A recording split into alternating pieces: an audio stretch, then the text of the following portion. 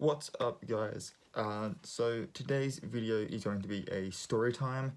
I had originally planned for one of the San Diego Comic-Con sort of deep dives for the Marvel panel to be in this place, but as of filming this, I'm still actually writing down all of the things that we know about the Black Widow movie.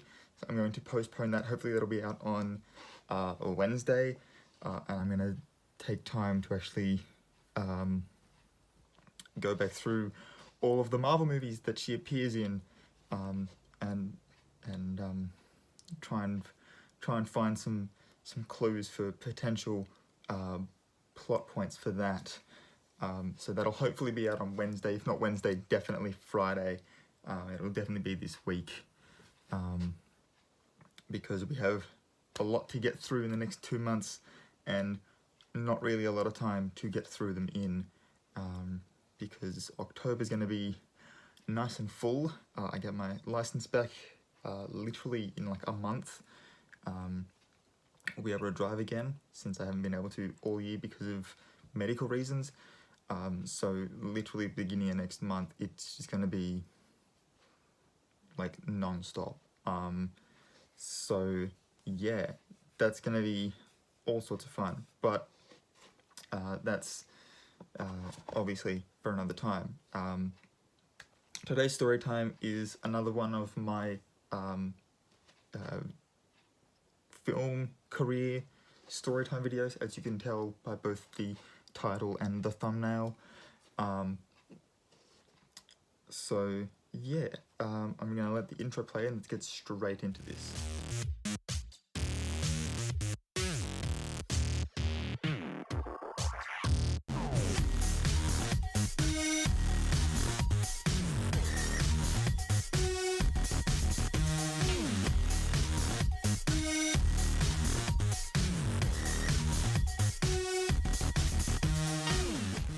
Okay, now just so we're aware, the shirt I'm wearing is by design. I got this at Movie World last time I went, same time that I got this, which is always fun to have in your possession when you're a filmmaker. A clapperboard always helps out.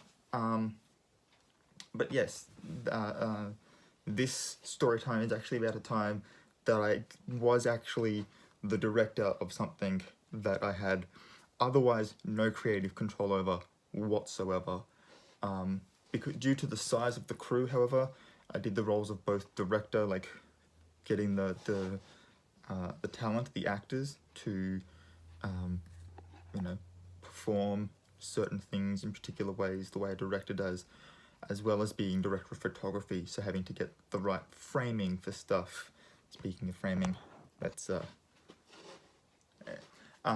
so yeah, that was what I was doing on this particular time. The shoot went for 2 days over a weekend, so a Saturday and a Sunday, and it was during one of the Northwest Film Festivals. So I'd actually gone up from living here on the coast back inland. Inverell's like 6 hours away from here when I drive, so I actually drove all the way to go to the festival, and while I was there got asked to help direct this these projects over this weekend. It was 2 short films, and obviously I'm going to get into the story now because the outcome is what makes this story one of the ones that will forever stay in my mind, as what not to do when you are the producer of a film. So I had signed up, was not getting any financial benefit from this. It was literally just giving up my weekend to like in between going to the festival like the night before, which didn't finish till like midnight because I stayed till like the end of the night, including like the free screening of the movie, the Q&A with the panelists, all the stuff that they did. So I literally, like I went to everything the night before. Probably a bad idea, considering that he wanted to start filming at like 8 o'clock, 9 o'clock the next morning. And as you can probably already tell just from being a human being, that is not the space to be able to fit 8 hours of sleep comfortably in, as well as getting home from, like back to the place I was staying from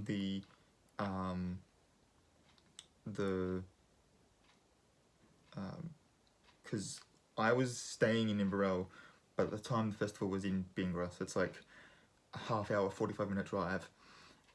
Plus then I had to get changed into my pajamas, get myself into bed, go to sleep, wake up the next morning, and get myself dressed and fed and showered and whatnot, and up to the location. 8 hours of sleep is not going to fit in there, so I didn't have a great night's sleep, and in fact was actually like an hour and a half late to the shoot. So already I'm like freaking out, because I'm the kind of person where if I don't turn up on time, I freak out that I'm making everyone else's lives so much worse, and I start feeling guilty and beating myself up about it. But what made this particular time even better was that I woke up to text messages in all caps from the producer,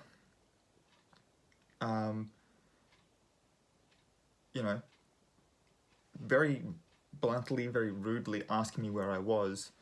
And so, I got there freaking out. I'm like, so sorry. I'm like, guys, I'm here now. Like, quickly run me through the script. It's like I hadn't received a copy of the script until I got to the set, so I didn't know what I was doing until I got there. And yeah, so I get there, have a quick read of the script, go, okay, cool. I have a couple of visions that stick out in my mind from quickly reading this. Quickly spoke to the actors, got their perspective on what they thought. Really just sort of clicked into director mode and tried to make the most of the time that I had, considering that I was like an hour and a half late.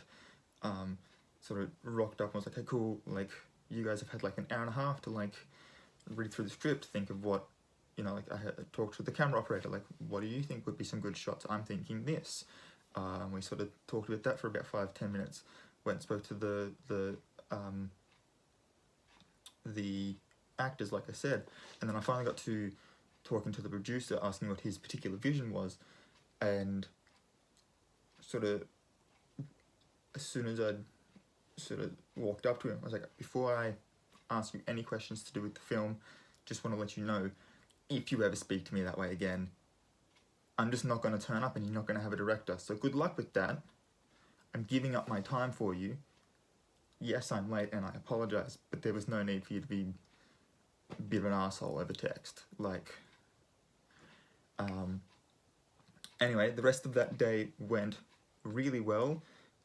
We sort of broke for lunch, and where we were was at a lake, which is like literally just on the town limits. Should have taken this guy, because he said he was going to Subway to pick up a Subway platter, right? Normally if you order a Subway platter like ahead of time, they will have it ready for you to pick up at the specific time that you designate will be your lunch break. So you should just be able to walk in, pay, pick it up, and go if you haven't paid already. So he should have only been gone about 15-20 minutes. He ended up being gone for like 45 minutes, so I can only imagine that he got there and ordered one while he was standing there and watched them make the subs in front of him.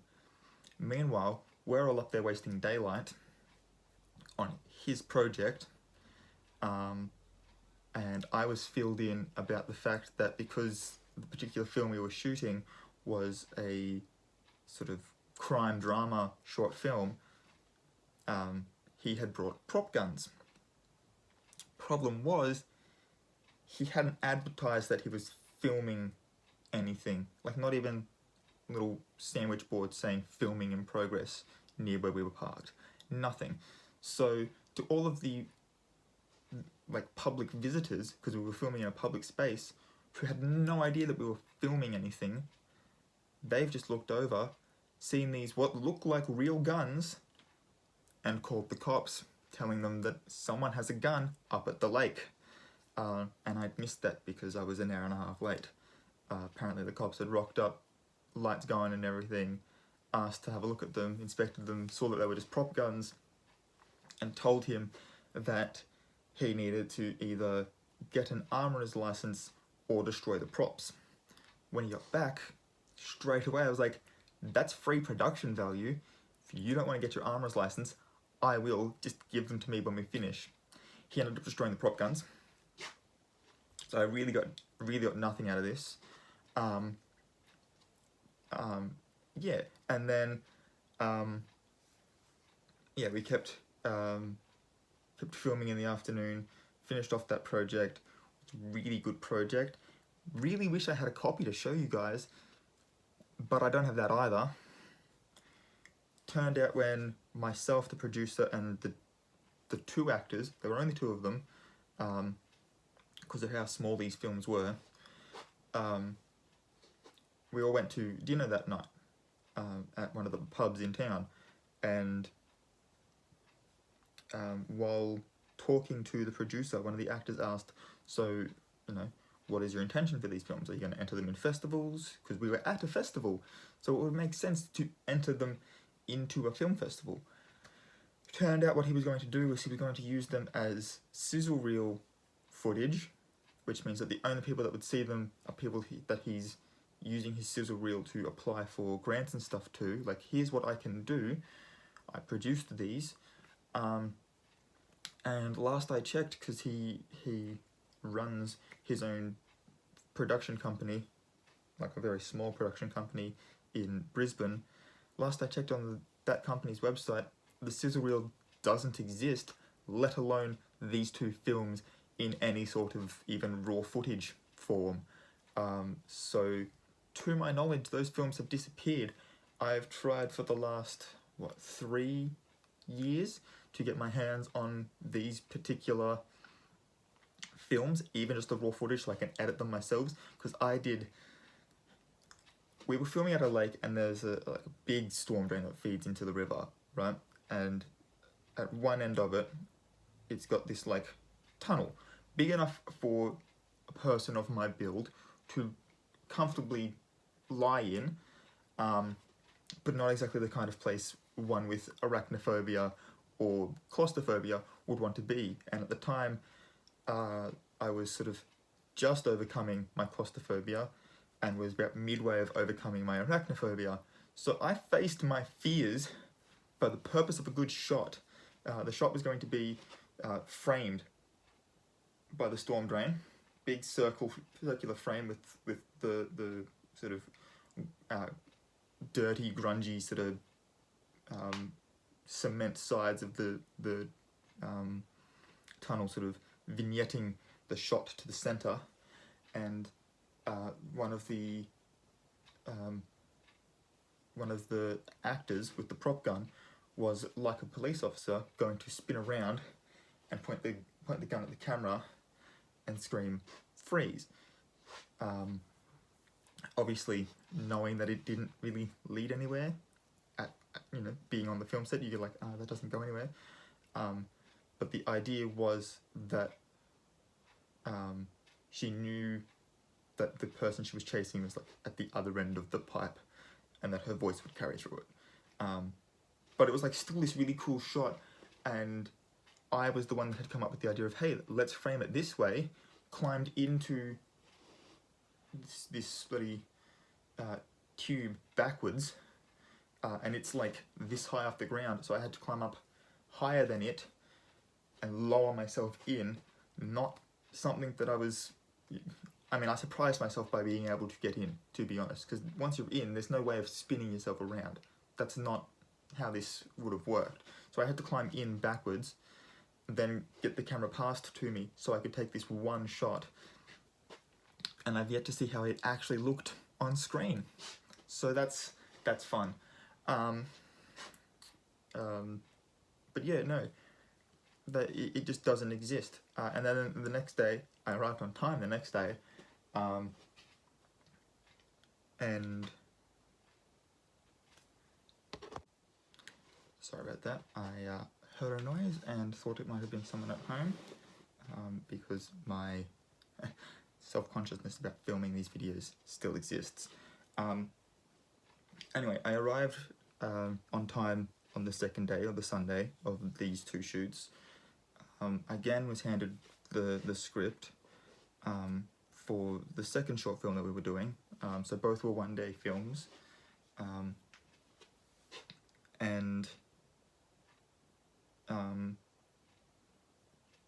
yeah, this one was just a silent one. So for the most part, we were just trying to figure out how we could get these, because the basic premise of it is these two people continually bump into each other while doing things such as, you know, waiting for a bus or walking through the park or whatever. They constantly keep bumping into each other, and over time end up sort of developing a relationship. So it being silent, we had to convey the fact that these were different days with different costumes. So for the most part, it was, they had 3 or 4 different costumes that they were going to change into, and so that was what we spent most of the day doing, was deciding what's going to go in what particular action. You know, like, is this the one you're going to be wearing when you're waiting for the bus? Is this the one you're going to be wearing when you're, you know, sitting in the park reading a newspaper, or, you know, and then after that, it was a lot of carrying the heavy film equipment to different spots around the park up at the lake, so that we could film these different things from like different angles, and really try to get the most out of a like make the park seem like it was sort of a whole city sort of thing, which, you know, is more fun than it sounds now that I say it out loud. But yeah, while we were getting set up in sort of the first half hour after everyone got there, we were all sort of setting up. The producer had obviously, because his car was there, his prop guns were there, but they were in a bag or a case or something in his car, like on the back seat. And the cops turned up and they're like, "Hey, we know you guys are filming, you know, like making a movie here, but you know, you guys can't use your prop guns today. You were told yesterday that you were allowed to for that day. You can't today. So, you know, if we get a call, we will be confiscating and destroying those guns." And that's when he just went, "Yep, they're just here in the back seat here," and handed them over, because he didn't want to go through the process of getting his armourer's license.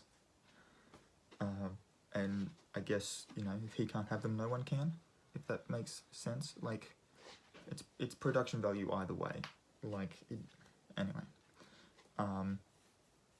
So then we went and filmed that movie. Everyone had a great time, and we got told, so you guys will be sent copies once these have been edited and stuff, etc, etc. Sort of sent us all on our way. And like I said, it's been 3 years and I still haven't seen either film. About 2 years ago, so like a year after the filming actually happened, I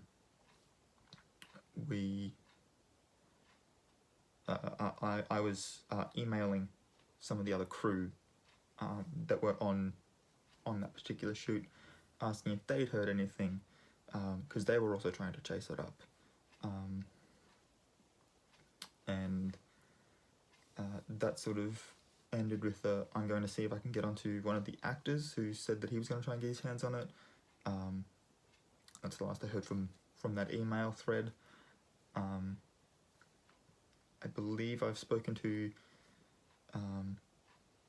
the producer himself a couple of times, because he still goes to the film festival, and I've spoken to him every time I've seen him, like, hey, it's been, 1 year, it's been 2 years, it's been 3 years since I did those films.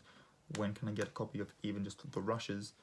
Oh yeah, we'll set up this thing that you've never done before so that I can send them to you.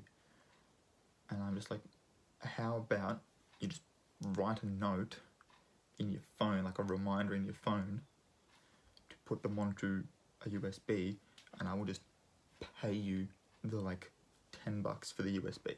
Just give me the USB. It's been 3 years and I don't have my films, so all hope is of me trying to create my own film reel of what I can do are slowly just fading away. Because I'm pretty sure I told you this before, both I never got a copy of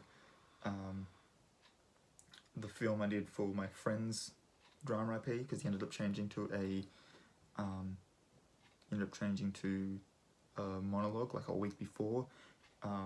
All my copies of my drama IP have been like deleted from my computer due to having filmed it in Inverell and then having the computer moved down here to like 3 different houses within the space of 3 years, because many people just can't make up their minds about whether they're renting or renovating to sell their houses.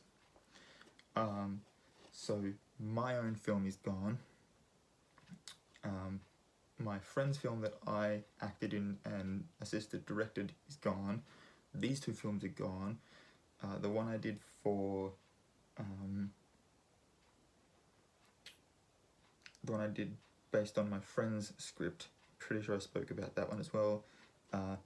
It's gone, it's disappeared. I have a copy of it, but I don't have the rushes, and the copy of it is not the best quality as far as like image quality is concerned. To be honest, I don't even know what box that's in, because all of my stuff is still sort of in boxes unless I need it, like my clothes or my phone. So yeah, anyway, that's all I've got for today's video. If you enjoyed it, please give this video a big thumbs up.